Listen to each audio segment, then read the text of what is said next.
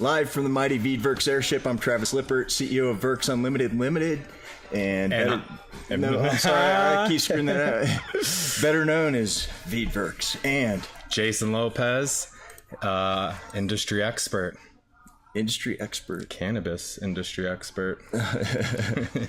I'm playing Dre Gaines in the background. Dre he's starting a live show called Smoke Sessions, and I'll tell you what, it's the one that I've seen was amazing. He's really gonna have a great show. He's bringing in musical artists. Also, he's got a hemp store in Oklahoma City called Grassroot Greens, and so I just want to thank you as always, Dre, for not suing me. Hey, Mia, thanks for tuning in. Angie, thanks for tuning in. We're going to talk about Amendment X. Yes, I'm ready for this. I had, Julie and I had Cindy Sovine in I don't know, a couple Thursdays ago to talk about Amendment X, and she explained the reasons why she thinks, and that many in the industry think, that you should vote yes on Amendment X. And now I'd like to talk about the reasons why you would vote no on Amendment X. Yeah, and Travis, thank you for, bringing this on and really being able to see both sides to this. A lot of the industry doesn't even really know about Amendment X, really. They say that this was coming from industry, maybe a very small portion of it, talking to a lot of industry leaders, not just industry leaders that are in face and out there as, whether they're industry influencers, industry politicians, we're all in this, in the same fight. I feel like, we're all really trying to progress this industry, and from the farmers all the way to manufacturers, extractors, and think of all the ancillary businesses that are coming from this cannabis space. This cannabis plant is becoming more than just a plant. It's becoming an economic value, I believe. And to have, at this point, an amendment that just kind of got, taken the industry actually by surprise. I didn't see any rebuttals. And so I really started digging into this, and I felt that, there is another side to this, and it comes from, a lot of us, there's kind of, there's a lot more to this, I feel like. So let's go over a brief history of what is Amendment X. Amendment X will remove hemp from the definition of hemp from the Colorado State Constitution. That's right. And that was written into the Constitution when? Oh, yes. Oh, okay. So let's kind of dive in, not just when, but Amendment 64 is where this really starts, diving into this. This was, we have to take a look at how this industry first started first. Like, this amendment is removing something that, yes, is in our state constitution, but it was also put there when we kind of, stuck it to the man a little bit here, because when you write something into our constitution, it gives us rights. It gives us rights as a state. It gives us rights as a people. And now, why do you think the refugee influx came in so much into Colorado? Because it wasn't just now an industry being born where people are now growing pot and selling pot commercially or live, but now refugees can grow cannabis being a resident. And that's why there was such a big influx. But what people are forgetting is that cannabis and marijuana, THC is one thing, but we also put in there hemp, and we defined hemp.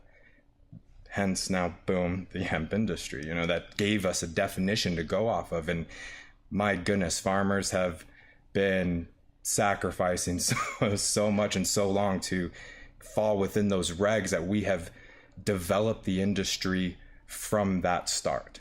And that is where Colorado has pioneered, not just in the marijuana side, but now, we are the leader in the hemp, world. And we can knock on some pretty big doors here. And I think that's what we're doing. And that's where is Amendment X coming from? How is that now coming through on another side that, during harvest time, when most of our farmers aren't worried thinking about something like this, they're busy harvesting, prepping for 2019, expanding businesses, new businesses are coming in, refugees are coming in for not just marijuana anymore, for hemp. People are coming here now to grow CBD and or grow hemp and extract into compounds for, for other purposes. And coming from a veteran side, that's something that, don't take that away. This amendment currently being in our Constitution gives every Colorado resident the right not only to grow marijuana, but to also grow hemp.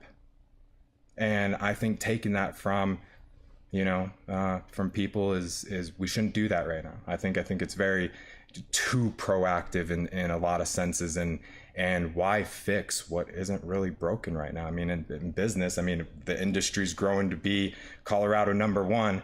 Why are we all of a sudden now changing that? Why are we coming in and stripping something? It just doesn't make sense. It does, and I'll go through why it doesn't make sense, but well, my understanding of why the argument in favor of Amendment X is that if we leave it in the state constitution, then that takes away potential flexibility in the future between, I guess 2018. We can't amend the Constitution again until 2022 or something. Is that? So why is it in our Constitution? Why do we put it there in the first place? Let's start there. That gives protection. That gives us, the people, some protection. That's a power in the voice of the people. And if you look at our United States Constitution, there's an Amendment X in there. There's a amendment that if the states have this within our Constitution, why, let's just go with this. Why strip something to define something when we can, in 2 years, redefine it with more science behind it, more programs involved, more sampling and being able to grow the industry. Not only are we #1, but I have faith in our Colorado, Department of Agriculture. I have faith in all of these, networks within the state that have helped build and grow this industry to what it is today. And to now take that away and throw it up to, the feds that think, I don't want to say they don't know what they're doing, but these are people that are now understanding that there is a new industry that is growing so exponentially and at such a rate that is, worldwide now, if you look at it, that it's education. And what is our #1 problem in this industry as a whole? And I think, 90 to 95% of industry leaders will agree, it's education. It's educating people. It's educating people, not just the basics of what hemp and where hemp can go, but it's so much more than that. You're talking economics, jobs, your medical, you're now changing history with natural-based compound medication and synthetics. Now there's kind of a new platform being, written here. But Amendment X, why fix, again, like I said, what's not broken? This definition, our farmers and some of the largest farmers are out there have developed protocols around this. Now, should things be tweaked a little bit from, let's say it does go over 0.4 and people are saying they're burning the crops. I really think that was a little, over the top with burning their crops. There's so much more that it could be done with. But that's something that then we bring that attention directly, not just to the state, but as a community and industry leaders and influencers, we should voice that and then put that in. And if that's a constitutional, let's add to the Constitution. Let's keep giving people more rights. Let's not strip that from us. It's a pretty compelling argument. I will admit that I've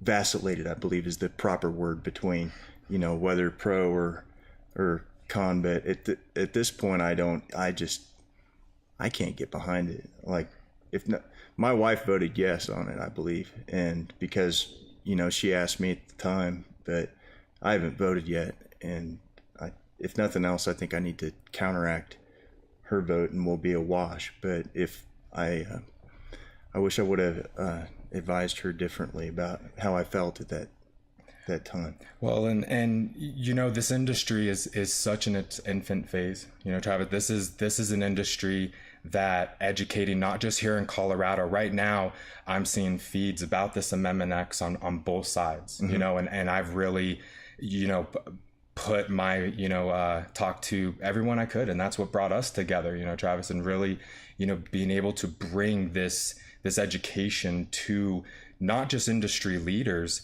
but we can't just all of a sudden just a bill comes out and all of a sudden just people are saying yes because of why. What's the real background? And let's go through some of these arguments so we can be educated. And I feel like people are jumping, right? And that's where most of the Colorado people don't even, luckily, I feel like, know that this bill was in there. There was not a lot of, you know, publicity around this. This was very, you know, short, and talking to industry leaders across the board, not just in our state, but across. This kind of came about, and now the industry has to decide the great hemp debate. Do we leave it in our Constitution? And so one of it was, are we the only state that has this in our Constitution? At first, that's what was presented. I think there's actually 3 to 4 other states that have this in their constitution. But this is why the industry has grown, you know, on this side, the West Coast side, to be able to be what it is today. Because we had that some sort of protection that the state, you know, is implementing this. Well, the state is helping, you know, back some of these, you know, programs, and why I keep saying I put the fate back into a lot of it, because they see what it's doing. They're seeing what it's helping with the state. Do you know what those other states are that have it written into their constitution? Once all this kind of launched and I was going fact check, it was bringing some industry leaders, and we've kind of reached out and done that. And that's where all this feedback's been coming in super quickly, and information's been broadcast live. So I'm hoping that we're able to get, you know, this broadcast out, you know, further to help educate. Please share this. Yeah, definitely share this. Industry leaders, you know, we do need to talk about this. We need to stand up that, you know, I didn't see very many people having this opinion, and that throws red flags for me. You know, that throws that, you know, if we're 100 to, you know, votes to none, you know, are we really asking the right questions here? Are we really looking at the right situation here? And, you know, farmers, no, sorry.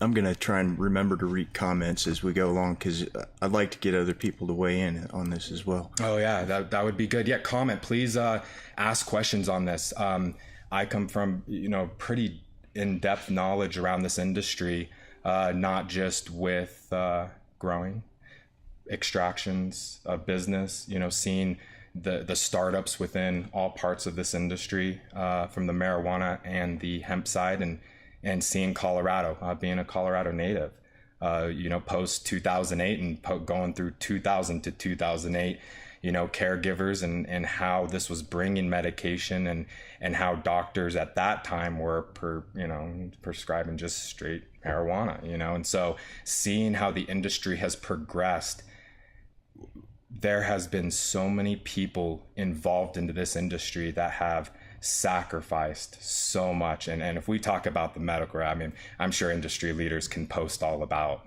why this industry took that, you know, spear was the medical side, because of how can you say that a plant that is now doing X, Y, and Z, you know, let's be a little conservative on this, you know, live show, but with all the medical benefits that was coming down, and then you start throwing up things like, you know, we've talked about before, you know, what is it? The U.S. government has a patent on cannabinoids as neuroprotectants and antioxidants. It's patent number 6630507. You should Google it. Yep. There's a Facebook group, Talk to the 6630507 hand. Yeah. Started by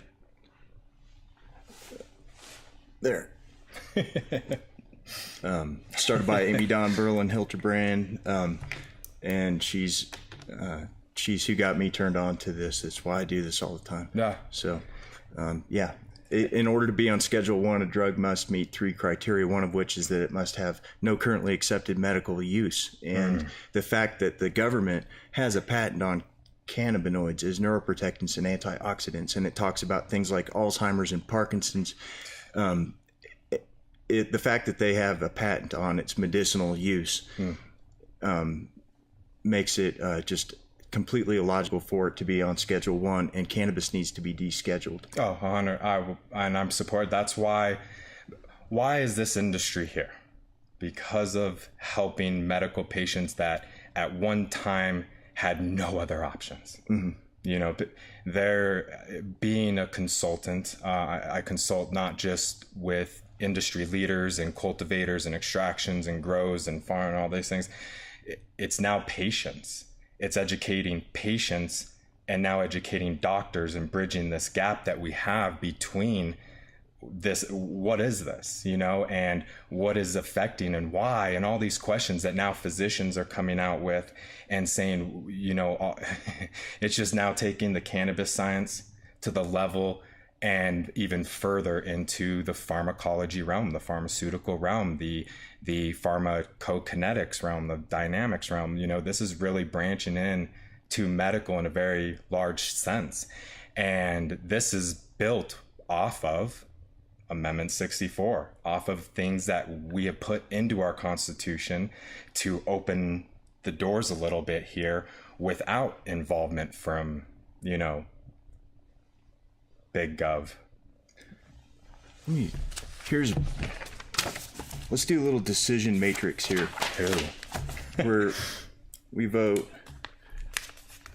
For all the college students that will see this, decision, this is something that you learn in business, to be able to start weighing pros and cons and you know, where do you really sit with values, morals, things that why this industry is what it is today, because we are fighting the good fight and we can't forget that. And the more voices that we have and understanding and educating people, you know, across the board. This should go nationwide education now. It's already world. So you can vote on Amendment X, you can vote yes or no. And the two things that could happen federally with the after the Farm Bill is passed, if assuming it includes, get it together, Congress. Come on, dude. Oh my Education. goodness. But the Farm Bill as it's written in the Farm Bill, hemp is defined as cannabis sativa L with less than 0.3% delta 9 tetrahydrocannabinol on a dry weight basis. Boom. So that's almost certainly not going to change. There's no proponent that I know of. Mitch McConnell isn't out there saying 1%. He's saying 0.3%, and this is his Hemp Farming Act. It's his legislation he's shepherding this. So but it could go what people are saying is that, but Congress could raise it to 1%.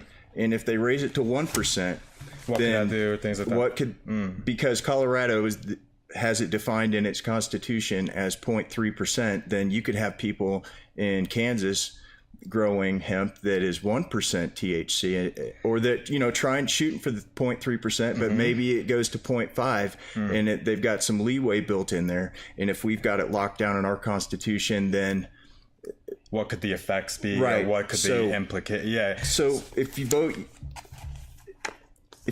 yes on X and Congress keeps it at 0.3%, then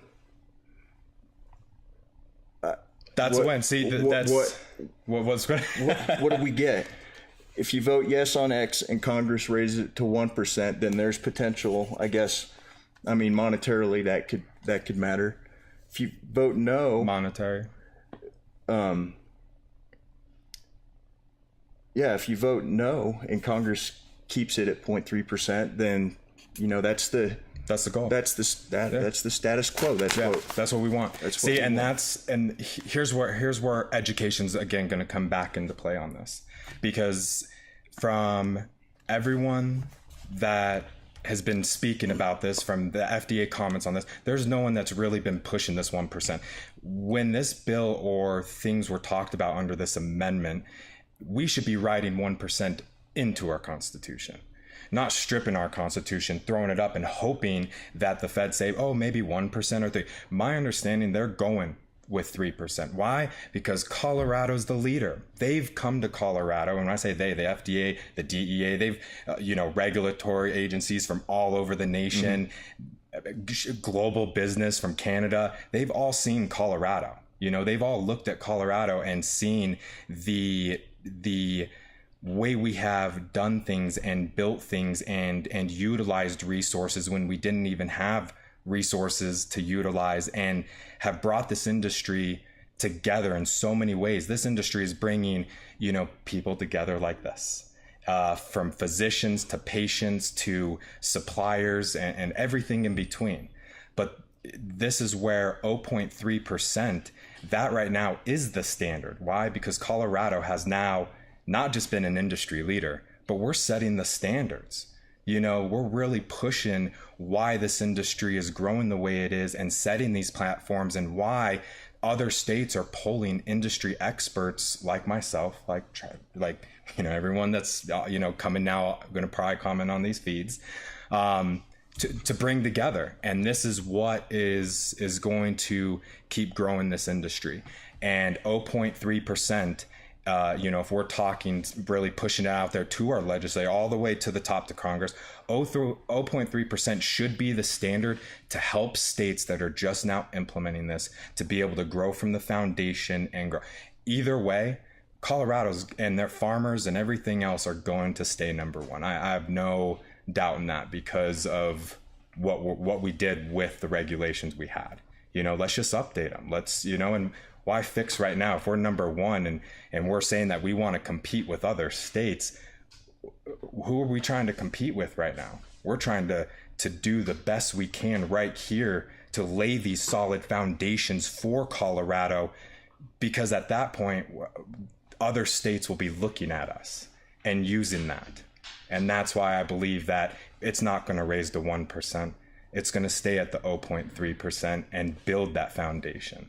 If we're going to amend the state constitution, why not amend it to make the definition of hemp 1%? Why not in the Constitution? Why not make it a sliding scale at that point? So then whatever the FDA decides to switch or do, that the state and the people have the right to either match that because we agree with it, or say, listen, why raise it to 1%? Is that raising it 1% to THC? Do farmers, and now I'm talking to some industry leaders here, do we really believe that that's going to give us in genetics a better yield for CBD and all these other things that could make it another byproduct? Or is that just a consensus that got thrown out there from farmers that are just now getting into the industry and saying that, well, we can't just match an 0.3 genetic because we've never done it. So let's just try to pull from marijuana and get as close as we can and start, doing this, crossbreeding, all these, other things. But let's take it completely opposite from there. What happens if now we open up the doors and we do say to the government here to use our coin to buy in, and they go the other direction and say, screw it, we don't want any THC in these plants, zero. What then have we done at that point? And that's something that I don't want to be so proactive in some of these votes, that's why I'm bringing this argument up. I'm thinking that we this isn't something that we should be deciding on in almost a few weeks period of November 6th. Ugh. Education in a short amount of time. Well, get out there and get loud, people. Right. Get out questions. There and get what are some I would love to see what some are questions, and to further regard that, then there is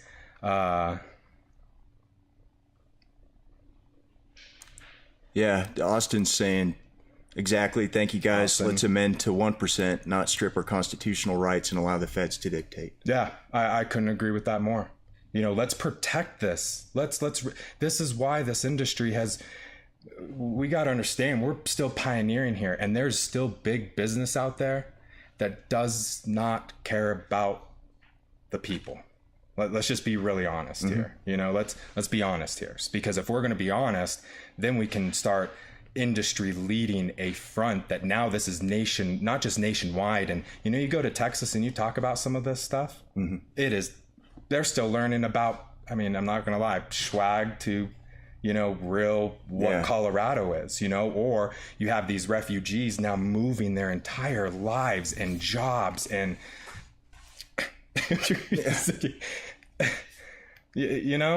can we really start doing something about this? And this is the band. You were at the conference. We were just recently at a conference, MJ for MD conference, for medical physicians. Yeah, marijuana for medical professionals, MJ for MDs. Great job. Amazing. To Muffy and Mary and Melanie and Shout all out. You guys. Yeah. That was wonderful. That was amazing. That was amazing. The education that was there, that physicians, and now you're putting in the same core, the physicians that are now asking all these very high level, technical questions about not just hemp. Remember, farmers, there's something about not just the plant, but the network that this touches that we have to really consider here. And now physicians are asking, all these right questions, and the technology, the information, the networking. Now you're taking the best growers, scientifically, to the best extractors scientifically, to the top physicians from, there were physicians all over the world that were at this conference, and sitting down and talking with them. There is a global movement here. And we, as industry leaders, need to make sure we watch our steps and protect this as we lay the foundation for the generation that's behind us. And if we do this right, there should be economic prosperity. There should be biorenewable products that are developed without, all this approval stuff of why they would not accept this new bioplastics. Medication that's over the counter and not charged at possibly $3,200 a month. What the? 32,000. 32,500. It's insane. That's a lot of seeds. It's insane. That's a lot of seeds. Like for patients to be able to do anything like this is not why I commit myself to this industry every day for the past 10 years almost of my, just that and the military. It was just a lot integrated with this. And I feel with this global movement and industry leaders, we need to understand what we're really voting for and understand the true facts and understand where some of these lie and help other states, being a consultant, helping other states understand Colorado's mistakes. They can catch up to Colorado. We don't need to catch up to another state. We are the, the leading state. Strip that so we can compete. Come on, let's keep innovating.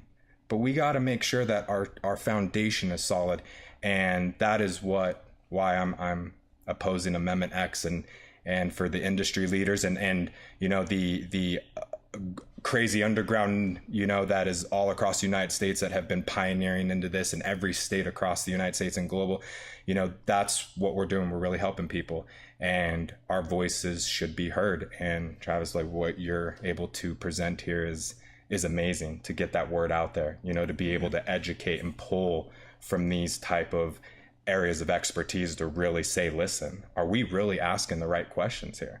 Are we really looking at this Amendment X the right way? And so paint us a nightmare scenario. I'll try that again. Paint us a nightmare scenario that whereby we strip our protection or definition of hemp from the Constitution, and then a big company comes in and they draw the line between we remove the definition and draw the line between that and how it could hurt patients. Let's say how it could hurt the economy, not just patients, but everything that this ties to. Hemp is a biomass. It is a feedstock, right? Mm-hmm. Where does that feedstock go currently right now? Okay. Currently, one of the largest revenue streams for the hemp industry is CBD. CBD is pioneering this whole medication foundation and new form build out of hemp. Really, I mean that's the first integration of all this. At this point, the technologies and everything are now being built and stem from that. With this new drug that's coming down through the FDA, what happens if we strip this from our Constitution? They cut off the revenue, the supply chain, the revenue that's supplying our farmers. Don't forget where these branches are. Take away one of the largest revenue streams in this industry. Take it away how exactly? They would go to the legislature and get a 0%, get it defined as 0%. They go, so let's say FDA goes, well, now CBD is now classified under full drug XYZ, right? So now their regulations will come in and all this, and yes, we will adapt and overcome. We always will.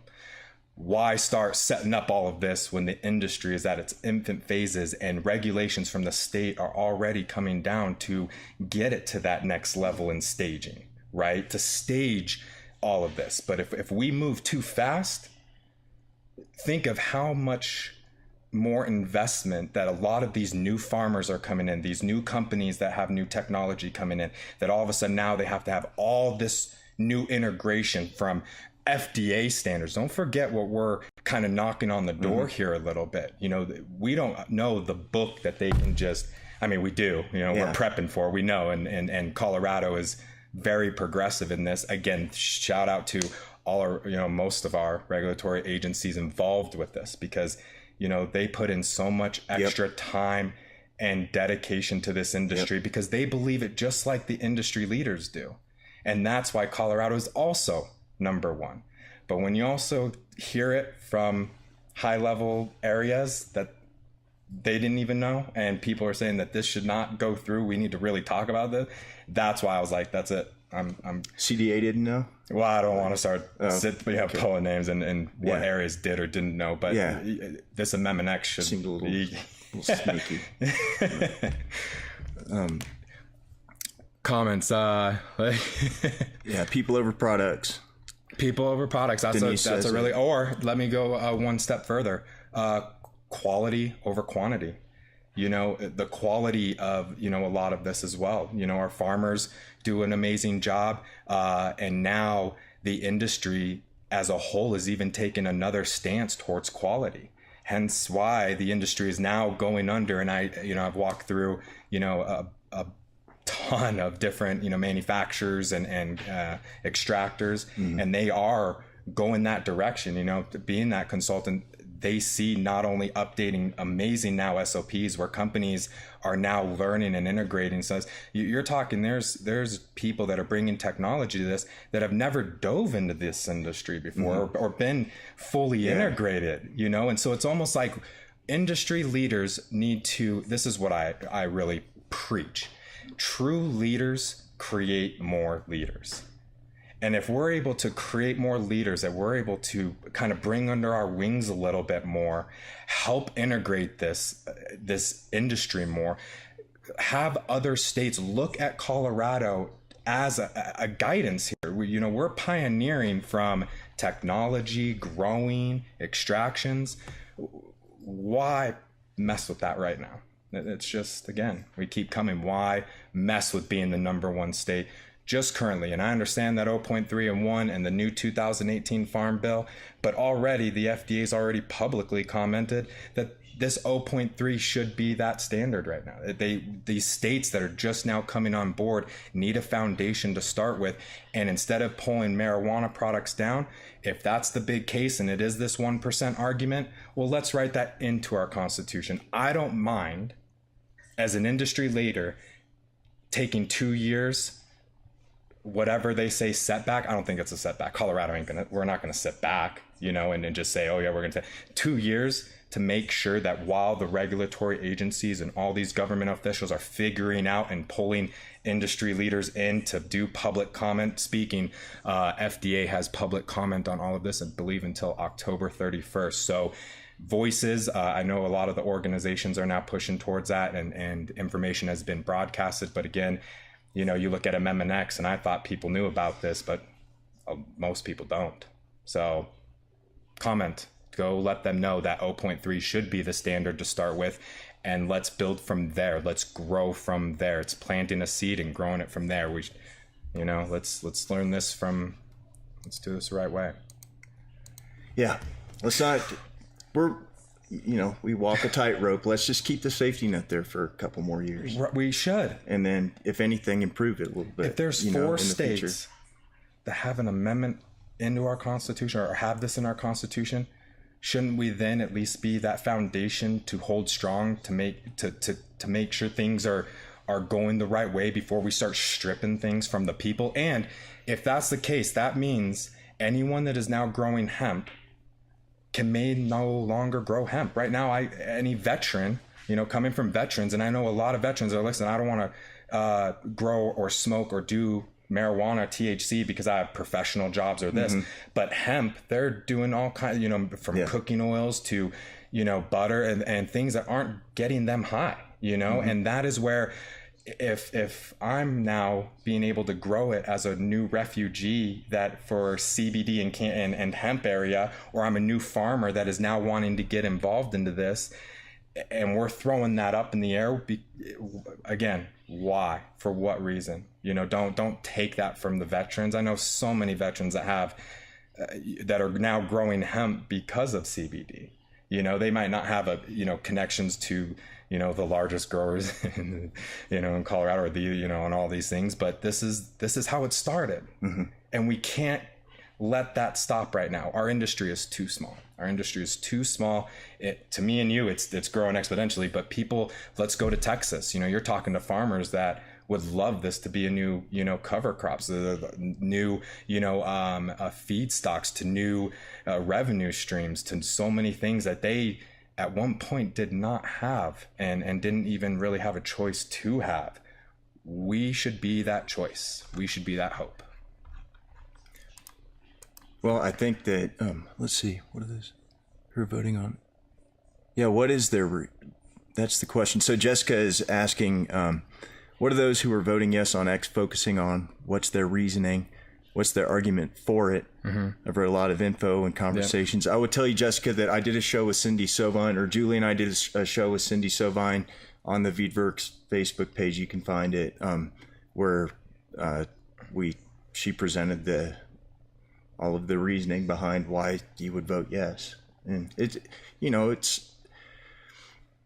I guess maybe I'm just a scaredy cat. Maybe I don't trust government enough, but I trust the people a little bit more than I trust the legislature to do something that's an improvement that we may know nothing about. Yeah. And all the new nightmares that you can have in this business without that protection is, I'm not that optimistic. No, and let's play off some of those a little bit too. So, you said worst case scenario. Well, now we cut off revenue streams, and Cindy brings a, great argument to why yes, but there's the factors, Jessica. One was this 1% argument.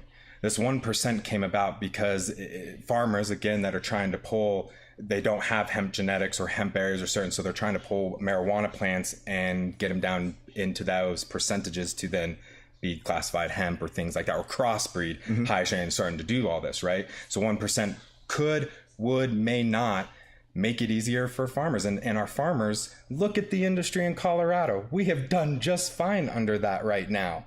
We have genetics are doing 15 to 18% CBD yields off 0.3, So there needs to be more education around this. There just has to be. And farmers, you have to, speak up here. Like, that should not be a valid argument. That was an argument that consultants like myself were making to say, hey, could this be easier for farmers?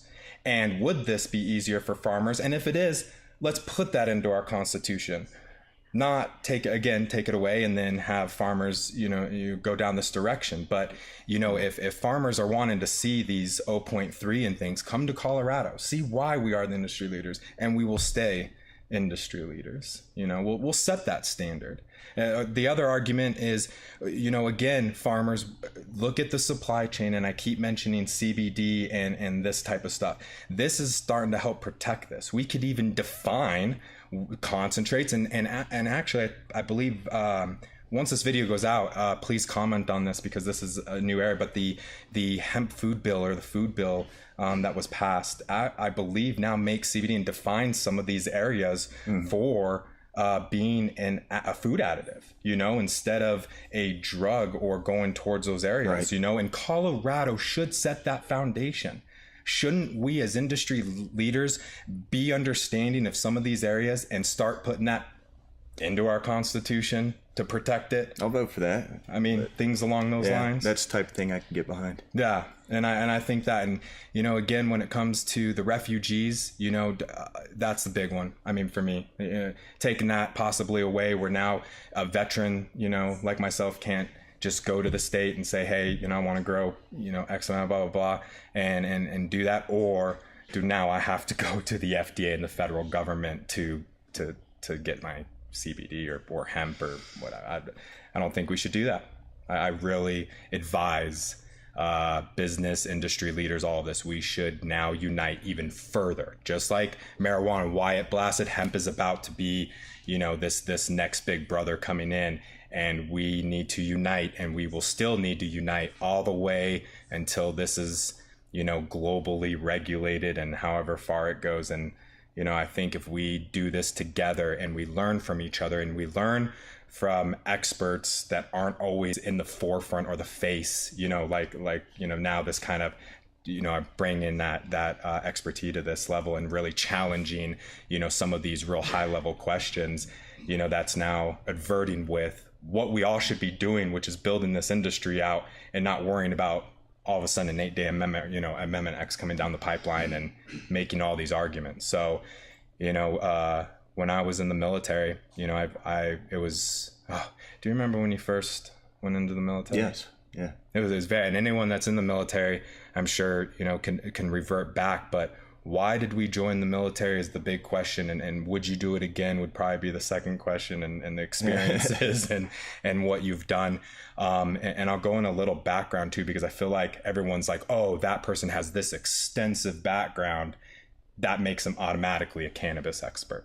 And I think we need to kind of start defining some of those, what, those mean and things like that. But when I swore into the military, I swore to defend something, and to defend the United States of American people. To protect and defend the Constitution of the United States. Right. And both foreign and whatever other area that we and this other stuff. And that is where we need to voice up. We really do. Defend the Constitution. Right. And we need the state Constitution in this case. At least let's start there. Yeah. Let's start small. And why don't we use this voice and these opinions to broadcast this live and get these experts in this, debate type thing? Because if we as Colorado, and we as the people of Colorado, set that standard, it will echo in history. We'll leave the legacies that all these companies are wanting to leave. But we need to start with what's right first. We need to start with why we're in this, and that's to help people. That's to help the economy. That's help the growth and everything that this touches. And farmers, don't forget that. Don't forget about the supply chain that's connected to this. Don't look at the short term. We need to look at the long term. We need to look at the long term business and everything around this, because that's what's going to lay that foundation. And not just for us and everybody commenting. I'm talking about our kids. Let's lay a foundation for them. We got real world problems that we need to worry about as our generation, from the ocean to all these things that are coming out. Let's utilize this plant for this foundation of change. I'm fully on board. Well, awesome.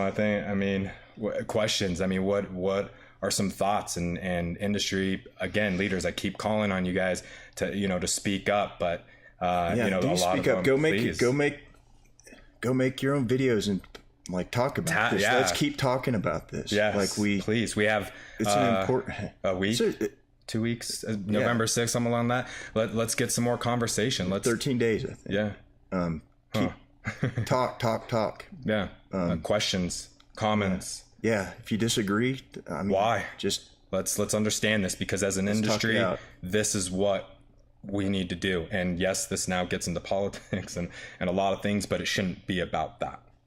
We should put people first in a lot of senses. Yeah. You know, there's a lot of private interests that we need to also be aware of. This is real business, ladies and gentlemen. This is an agriculture crop that we're talking is, you know, I'll put my professional opinion. If there's one plant that could really change the world, this could be it. Oh yeah. And shouldn't we, the people and veterans and community and physicians, start pretending that we're getting behind it, stop pretending that we're professional, and really be that, you know, really suit up and do what we're doing here in education. This is the new change. This is the new foundation. We need to be the voice for the refugees. We need to be the voice for, you know, the newcomers that are getting into this industry. You know, we need to not just learn from each other, but we need to learn from our past mistakes, or maybe even generational mistakes that we could fix now. I mean, how deep do we want to get here? Shout out to, by the way, to Dre Gaines tuned in. Played at the beginning. Jenny Gold. Jenny. Oh yeah. Yeah. Chris Trad, great grower. Oh my, fantastic grower. I called Chris to ask his opinion on Amendment X yesterday. Actually, he's one of the growers who I call. But anyway, Chris, growers, you know, I think growers in general, you know, look at this. You know, this Amendment X. You know, it's not just hemp that I think is this. I think what is hemp could be made into is the bigger question. And let's go through this. You know, this 0.3 and 1% was one of the big arguments. FDA, boom, goes 0.3. What is the big revenue stream? CBD and all of this, which is now being classified medical. We need to be on all fronts, you know, with this and really define this with our state and within the people. If we were to go down that route, what type of history could we lay if we could keep on this path? I mean, what could the extent be where farmers, now we can define into our Constitution, you know, all these new learning, or keep that there and define it at certain state levels and do things. I know there's ways that we can do that without even touching our Constitution at this point. And I think that's what we do. And I think that's how we present this. And I think we bring in industry experts to not just both sides. You know, there was this conversation that there was a both sides argument to this. This is the both sides argument now, because now there's all these industry experts that are speaking up, like, where, you know, this vote no, like, how is this coming about? Because farmers, they have put in, and again, like I've mentioned, they've sacrificed. I mean, I can't even imagine all the entrepreneurs and money and businesses and stress and everything. I mean, I do, because I'm in it just as heavy 24/7 like everyone else is. But, you know, these are the sacrifices that take to not just protect our industry, but help grow our industry. But most importantly, to be the voice for the people that don't have one. And you know, the people that are worried about, you know, currently their medical conditions. You know, farmers that, you know, weren't worried about what was on the state ballot. They're worried about their crops and everything and prepping. I mean, I wouldn't, you know, so there's just a lot of things around this that, you know, I just don't agree with. And I think a lot of underground doesn't agree, and a lot of people in the industry as a whole don't agree. And, you know, I think it was because of the education. And don't get me wrong, people can word things one way and say that that's their opinion. But, you know, let's take the opinions of natives. Let's take the opinions of growers that have been here in Colorado and have worked with this. You know, let's really, you know, to rise up again. And if we must do it time and time again, it will take industry voices to do that. This is like one of my favorite. I listen. Let's see. I gotta. Let me put these on real quick.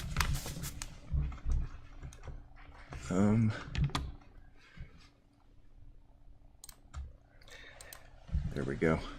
There, this keeps coming to mind. Oh wait.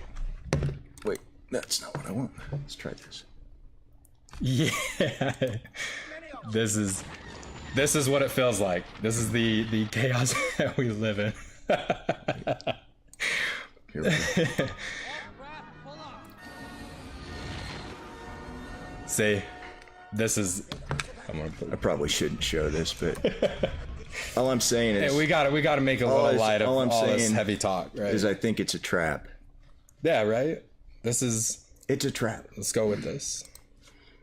But anyway, man, we've been on here for about the standard amount of time. Yes. I think. Thank you, everybody. Thank you for tuning in, and please, let's talk some more. Let's keep talking. Yeah. Let's keep talking to each other. I'm gonna keep talking about it on when we go live. Yes. I don't know. I think it's a trap. I'm voting no. I'm voting no, and I hope industry leaders, we can unite and understand this the right way before we make a too primitive move and make the wrong move. So together, we stand strong. Thank you. All right. Thanks, guys. Thanks, guys.